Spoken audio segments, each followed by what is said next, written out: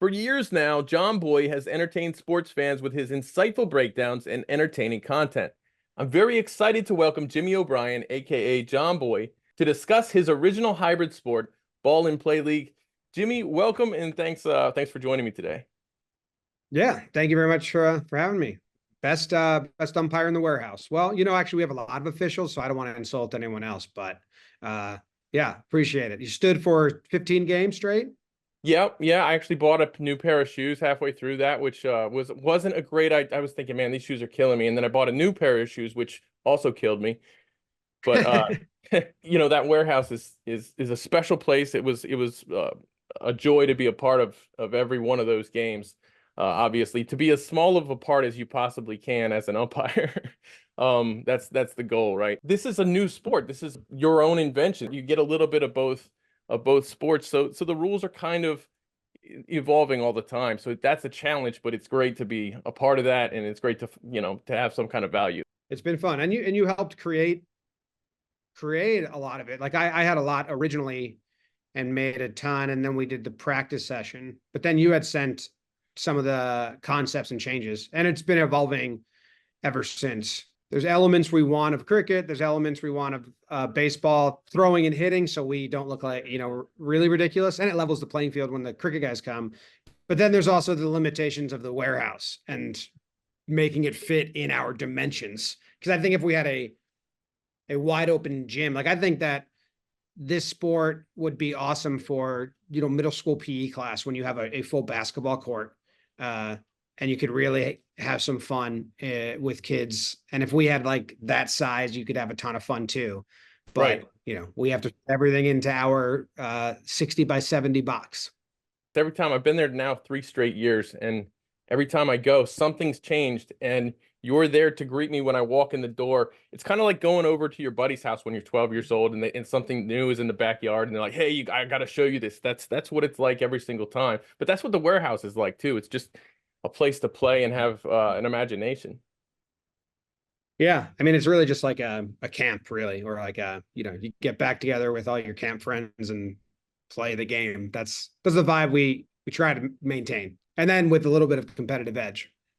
Right. Yeah. With the competitive edge and getting other creators involved, cricket districts, Dan from Our Cricket, all of that stuff is great. And you do that with all your different leagues too. It's really exciting. Yeah, it's been good. That's part of the vibe of why to expand, like why we do floorball and why we do cricket, because it's an avenue to get to know people in other lanes of sports content creation and fan creation and all that. So getting some hockey creators in and making connections there, and maybe their audience now learns, or same with the cricket district guys. Yeah, absolutely. And our Right. In Our Cricket, Dan. And Melinda, you guys had Melinda over this season. Last year it was Darren Sammy, last season and the season before in the preseason basically. But this year it's Melinda who I think brought an awful lot to the warehouse this year. Her and Chris Rose and Kelsey Wingert are just so much fun to watch. Yeah, Rose is so good at having a partner and getting them to understand the world and the vibe. And Melinda was up for it right away. I mean, she flew so far just in the right beforehand. Obviously it's a long flight, but it was right up until day one, so she was all jet lagged and crazy. And then there's the sport, which is different, and that's one obstacle of learning. But then there's this whole world of storylines and teams and narratives that we've created. So it is a lot to write into. We did have some prep meetings, and we have people that give stats and backgrounds and stuff, but she really had to dive right into the craziness, and I think she enjoyed that element of it. So it was pretty fun. Darren Sammy was who's coaching the Pakistan Super League, actually. Right. During that That's span. why. Yeah. Yeah, he's very popular over there. Obviously, he's been the coach of the West Indies as well, so he's a very busy man right now. It's tough to lock him down, but Melinda was excellent. She brought her own thing. People are going to really love those interactions between herself and Chris. As umpire, I didn't get to see all of that all the time because I'm engrossed in the game, but every once in a while I would hear a real zinger up there. The upstairs and the truck are a different world than the floor. The floor is all the competitiveness, and Yep. it's high emotions and rules and tiptoeing, and it's a little on edge. And then on the loft is all joking around and silly, and it really comes together when you combine those two, because sometimes everyone down on the floor is like, this is too serious, like, is this good, is this entertaining? And I'm like, wait till you hear what they're doing, and then you combine that, because it's the absurdity of the two joining that makes it what it is. Yeah, I agree. And one of the cool things this season is every time that you've done this, it's taken a step up in almost every regard. And one of those regards is just the energy on the ground, on the floor when you're playing the games from the very first ball this season. The buy-in was apparent across the board from all the Yeah. cricketers, all the major league cricketers. The smiles on the faces of the major league cricketers who were there for the first time, Hamad and Shea, and Mohsin. I remember looking at them after the first over, looking over at them and seeing them smiling and like, what the heck am I involved in right now? Was the sense that you got from them, and everyone was happy to be there. You know, everyone was really thrilled, and the buy-in was complete. And I think that's part of what makes it great. Yes, you have these great personalities. You have the Chris Roses and you have the Melinda Farrells, and you've got, you know, cricket districts and you got our cricket, but you also have like a high level of competition. Everybody's bought in, and people really want to win. They really do. They talk about it in between the games. And I remember on a morning meetings one time you said that one of the hardest things to convey about the warehouse games is not the action on the field, the intensity. It's the experience of the entire week, the entire thing. And it's really a special thing. You mentioned it's like a camp. Yeah, that's always like the hard part, is how do we capture the essence of this and the gameplay and the fun, but also just like the camaraderie and stuff. And for the next one we're filming next month is our floorball tournament, part of the Warehouse Cup. So the same teams that are in this ball and play now competing in a off version of hockey, really. And we're going to change a little bit of the coverage, like the pre and post game shows. I'm going to try and change it to more just kind of like documentary on the floor. So you capture all those conversations, the game ends, and then everyone just gets together and talks about that moment, or that moment that was crazy, or someone's heartbroken and they're like sad, and we just follow them with a camera and see that. So we're always trying to improve marginally and keep growing and see where we can get it to. I think your intro video this year, the intro to the league this year, actually did a pretty cool job of establishing some of the fun parts of the start of these seasons. Was, you know, is when we have that first meeting going into it, and you do this excellent presentation about what the league is, who the people are. Everyone gets to meet each other and break the ice, and that's where, you know, everything comes together right there, right from the start, and the buy-in kind of starts right there. And I think that was cool. In that intro video, we saw Cheyenne Jahangir, who's on your team. We saw him stand up and all but guarantee that you guys are going to win the league, which adds something to it. It's you love to see that personality come out right away, and that gives something to the commentary team right off the bat to work with heading into the season.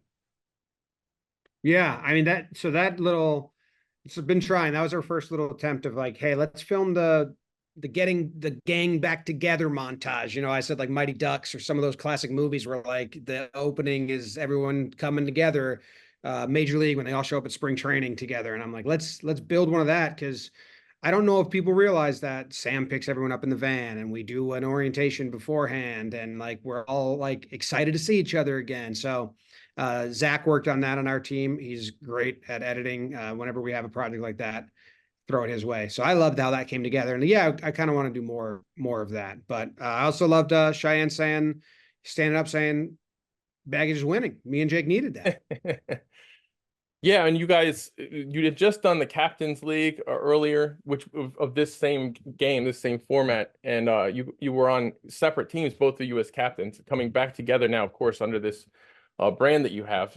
Now, the Ball and Play League is part of a larger kind of tournament, almost like a larger, almost Olympics of the warehouse, and you get points depending on where you finish in the standings in each league, and the two of you are on a team. But it was great to see you against each other. And honestly, I thought Jake was a pretty funny captain to watch. He's the only captain I've seen who doesn't know any of the terminology and still does a great job. Like that was hilarious to Yeah. watch. Yes. Yes. Innings and overs often confused, but yeah, so that it was fun to play in the Cams League. I will say, uh, we changed the rules and tested them in Cams League, and we continued with a lot of those.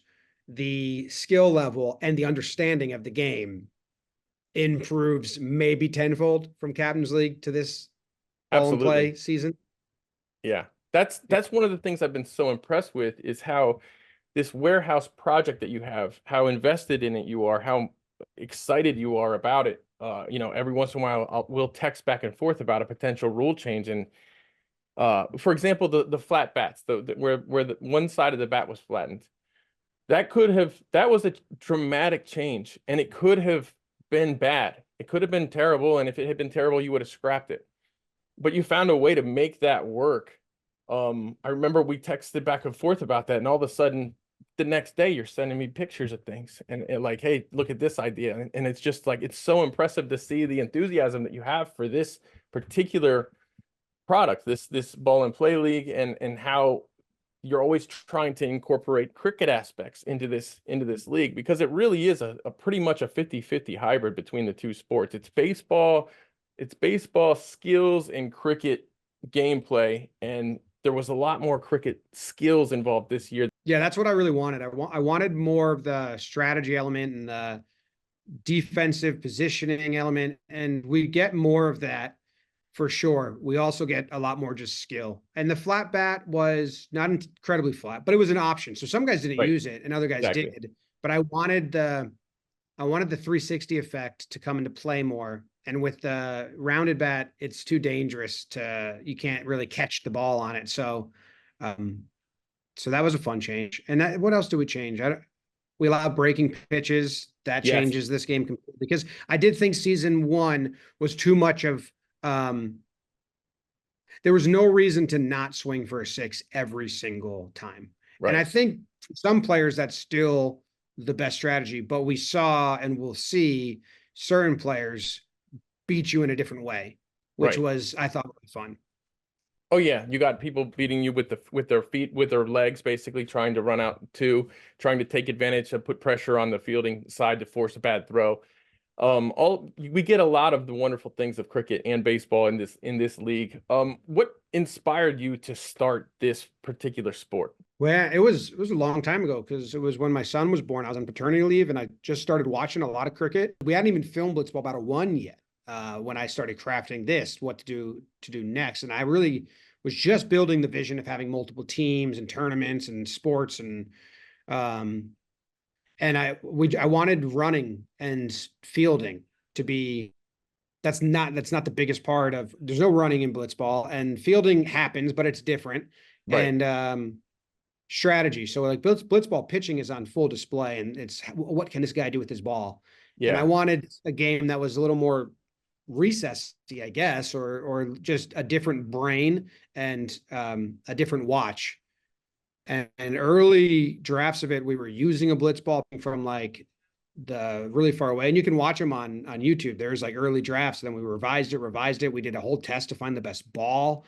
Right. So it's really evolved and evolved. But that I just wanted a different element, and then also knowing that MLC was starting soon, I thought there was lanes to intertwine and set ourselves up to have some connections with the emerging cricket scene in the US with the World Cup coming. So this was 2 years ago, and I was texting Jake, and you and I were chatting. And you're like, hey, there's a lot coming up, and I was like, all right. So it seems like if we get ourselves into a decent place here, and it's natural, like I enjoy watching cricket. I have been growing, and I enjoyed the ball and play skill set. So it's all organic, but also I did know this might set us up nicely in the future with all this coming to the US. Yeah, absolutely. And from my point of view, as somebody who really wants to see cricket, become more and more popular in the USA, from my point of view, the great thing about this sport is it gets your existing fans used to the gameplay, the rules of cricket. Because if you watch a ball and play the game, and then you go and watch a cricket game, you're going to understand what's happening immediately. Yeah. You're going to All understand. it is learning that score bug. Yeah, that's right. You're absolutely right. The score bug. The score bug's so important. But yeah, I love how it's kind of just a kind of a gateway drug to cricket almost, if you let it be. But it's also its own thing in its own right. It's its own sport. I think you need a basic understanding to like dive into sports. So like in America, you grow up and you know baseball because you probably played little league until you didn't. Majority played at 5, 6, 7, and then so you understand 3 outs, hit, and then their Right. turn. Then no one ever teaches you that. You just know that surface level, and I think getting into a new sport is so daunting for people because they don't have even that. So what we're providing is that if 10 years from now, if you watch ball and play, and then all of a sudden 10 years from now, you decide, hey, maybe I'll try to watch this, you at least have that surface level understanding of the movements and the rhythm of it and like just the basic format. Some people like to say, oh, well, Americans are never going to buy into cricket. I think that comes from a misunderstanding of what baseball is in a lot of cases. One of the things a lot of cricketers say, a lot of cricket fans will say, a lot of purists will say, they'll look at the T20 format and they'll see, it's all swinging out of your shoes. It's all trying to score fast. And it's not with cricket, there's so many formats, and the longer formats, the traditional one, it's a very skillful format. So when people who don't really understand baseball, when they criticize T20, they'll say, oh, it's just baseball. Well, no, it's not. Baseball is very strategic, and it's very difficult to score runs in baseball. Baseball is kind of closer to test in a lot of ways than it is to T20. 100%. Yeah, Yeah. I see it all the time on like Reddit forums now or everything where they're like the IPL is just baseball now. I think I know what they're getting at. Like in baseball, you swing to hit the ball forward yeah. every time. I think that's the only thing that might That's be it. the same as yeah, but baseball is a pitcher's game. Absolutely. Yeah. Way more pitches are not hit for doubles or home runs, fours or sixes Right. than are in a game. Like Yeah. yeah, so that is interesting because I continue to see that and I'm like, that's not what baseball is. They just think baseball is a home run derby. Right, they think it's a home run derby. That's exactly right. Those are fun to watch too. But honestly, baseball fans they're happy with one home run derby a year. There's been a lot of changes of baseball too the last few years to try to get a little bit more action in the game. And you've covered Yeah. that, you've supported that, and promoted that quite a bit. I think I've learned a lot about the reasoning behind those rule changes thanks to following you and watching your content. They have similarities though, which is enough. Like the ball, the skill sets there, the intricacies of strategy and cadence of using this pitcher, using that pitcher, batting order lineup, lefty versus righty. So there's so many elements that do overlap. And then there's just cricket just gets way deeper because there's so many more elements at play. There's Right. so many more. I think cricket is way simpler in structure and way more intricate in strategy. Like if I had to meet a German person right now and explain to them baseball and explain to them cricket, just the basic structure of how the game operates, cricket's way easier. Agreed. Especially T20, especially test cricket. Yes. It's the Agreed. easiest thing in the world. Yeah. And T20 is still similar, but baseball just the rotation of that bat through the batting order and they got up again and then the balls and the strikes and walk and a hit by like there's so much that you need to know.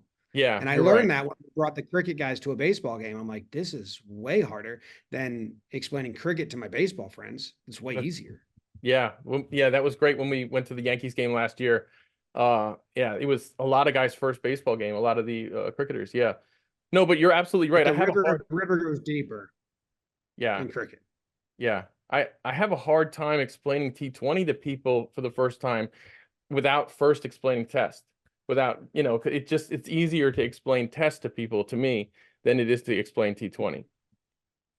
But in its basic element, it's who can score the most runs off 120 balls or pitches, Sure. you would say to a baseball fan. Right. And batters can score as many runs as they can until they get out.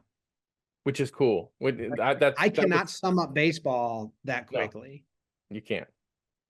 Not at all. You get into running Yeah. counterclockwise and you get, it's a fair and foul, and a third strike, a strike is a foul is a strike unless it's the third one.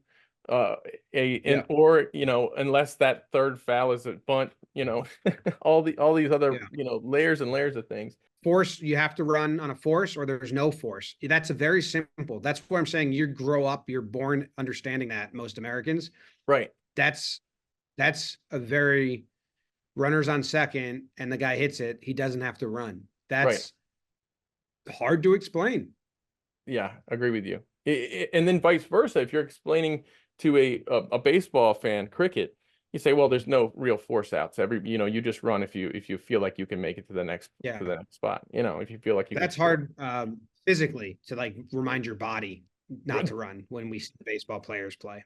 When I started playing cricket, that was the hardest part for me, was running, because I wanted to run every time. It was really hard to get that out of my mind. And knowing that you don't have to do that, that's tough as far as the execution of the game, playing the game. That's the toughest adaptation to me. At the end of the league there, the Seattle Orcas had sent a lot of gear for the participants, for Jomboy Media staff, a lot of shirts and hats and things like that. Hamad Azam has now joined the Seattle Orcas team. He plays for Lovias in the Ball and Play League. Do you think that there's a lot of Seattle support now amongst your fellow coworkers and employees? I think so. It's a good head start. There is a team in New York. If they ever have like home games, MI in New York with, and if Khan comes back, I might gravitate towards those guys. They're in a tough IPL. I had declared myself a unicorn fan Right. because some of the early warehouse visitors went to the unicorns, but sure, I can be an Orcas fan. They've won me over thus far. I think the unicorn sent some stuff too, or maybe MLC did. Do they have Henry Clausen coming back, or do we know the rosters of the overseas guys yet? Seattle does have Clausen coming back. We do have the rosters of most of the overseas. Well, most of them are out now. They they matriculate it out. It's difficult. But yeah, Clausen is back, and he's been an absolute boss in IPL too. What about DeCock? Is he coming back too? Yes, the Cock's back with Seattle as well. So they should be pretty good then. Yeah, yeah. Washington's got a lot of great players too, especially a lot of their Australians there. And a very popular head coach as well. I'd love to meet Ponting. To get a big name like that, it helps. The MLC's getting a ton of big names. World Cup, it's coming to your neck of the woods. Well, it's coming to Long Island, which isn't too far from you. Are you making any plans to go watch some of these games?